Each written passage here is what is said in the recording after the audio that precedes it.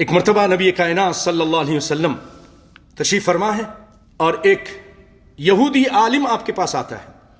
عبداللہ بن مسعود اس کے راوی ہیں. اور آ کر کہتا ہے یا محمد صلی اللہ علیہ وسلم, پیار سے کہیں صلی اللہ علیہ وسلم, ہم اپنی کتاب میں یہ پاتے ہیں کہ اللہ تعالیٰ آسمانوں کو اور زمینوں کو اپنی ایک انگلی میں کر دے گا. عربی الفاظ سن لیجئے.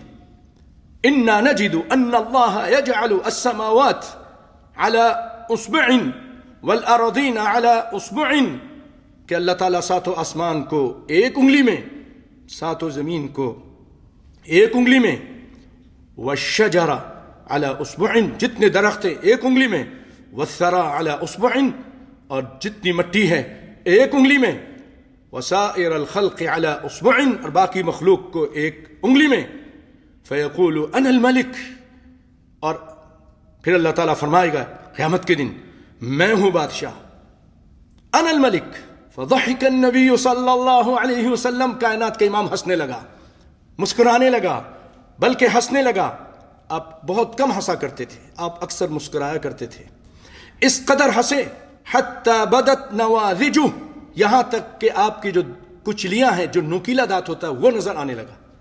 مسکراتا ہے تو دانت یہ چیزیں نظر نہیں آتی, لیکن ہنسے تو آپ کی یہ جو نوکیلا دانت ہے وہ نظر آنے لگا.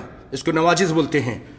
تصدیقا لقول الحمر, کہ یہ تو وہ بات کر رہا ہے جو میں تم کو پہلے بتا چکا ہوں, اور وہ قرآن پاک میں ہیں. پھر آپ صلی اللہ علیہ وسلم نے یہ آیت پڑھی, وما قدر اللہ حق قدرہ والارض جميعا قبضته يوم القيامة والسماوات مطويات بيمينه سبحانه وتعالى عما يشركون. یہ جو قبر کے پجاری ہیں, یہ جو پیروں فقیروں کے سامنے جھکتے ہیں, تازیوں کو پوچھتے ہیں, ان لوگوں نے اللہ کی قدر نہیں کی. جو اللہ کے علاوہ اللہ کے بندوں سے مدد مانگتے ہیں, وما قدر اللہ حق قدرہ, یہ اللہ کی قدر جانتے ہی نہیں ہیں.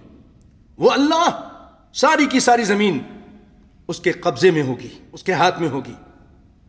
والسماوات مطویات, سارے آسمان لپٹے ہوئے ہوں گے اس کے پاس, اس کے ہاتھ میں. بیمینی, اس کے دائیں ہاتھ میں ہوں گے.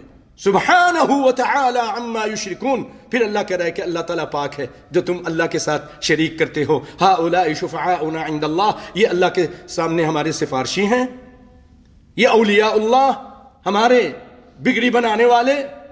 اللہ ہماری سنتا نہیں, ان کی مورتا نہیں, ہماری ان کے آگے, ان کی اللہ کے آگے. یہ لوگ اللہ کی قدر کو نہیں جانتے.